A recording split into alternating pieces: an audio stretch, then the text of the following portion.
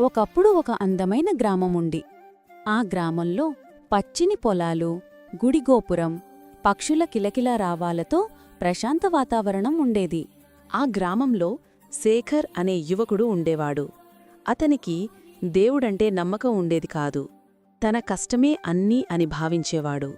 అదే ఊరిలో రామయ్య అనే వృద్ధుడు ఉండేవాడు. ప్రతిరోజూ దేవుణ్ణి పూజించేవాడు. ఎల్లప్పుడూ ప్రశాంతంగా ఆనందంగా ఉండేవాడు. ఒకరోజు శేఖర్ నవ్వుతూ, రామయ్యా, జీవితమంతా దేవుణ్ణి నమ్ముకొని నీవు ఏం సాధించావు అని అడిగాడు.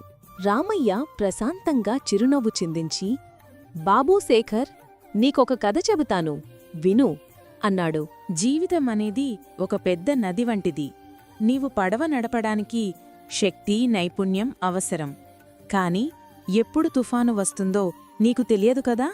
జీవితమనేది ఒక పెద్ద నది వంటిది. నీవు పడవ నడపడానికి శక్తి, నైపుణ్యం అవసరం. కాని ఎప్పుడు తుఫాను వస్తుందో నీకు తెలియదు కదా. అదే దేవుడిపై నమ్మకం. మన శక్తితో పాటు ఒక అదృశ్య శక్తి మనకు దారి చూపిస్తుంది. కష్టకాలంలో మనకు ధైర్యం ఇస్తుంది. పూజ అనేది దేవునికి లంచం కాదు బాబు, మనసును శుభ్రం చేసుకునే ఒక ప్రక్రియ. అది మనలో ప్రేమ, శాంతి, దయను పెంచుతుంది.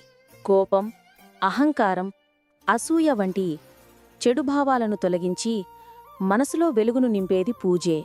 రామయ్య మాటలు విని శేఖర్ ఆశ్చర్యపోయాడు. ఆ రోజునుంచి శ్రమతో పాటు దేవుడిని నమ్మడం, పూజించడం మొదలుపెట్టాడు.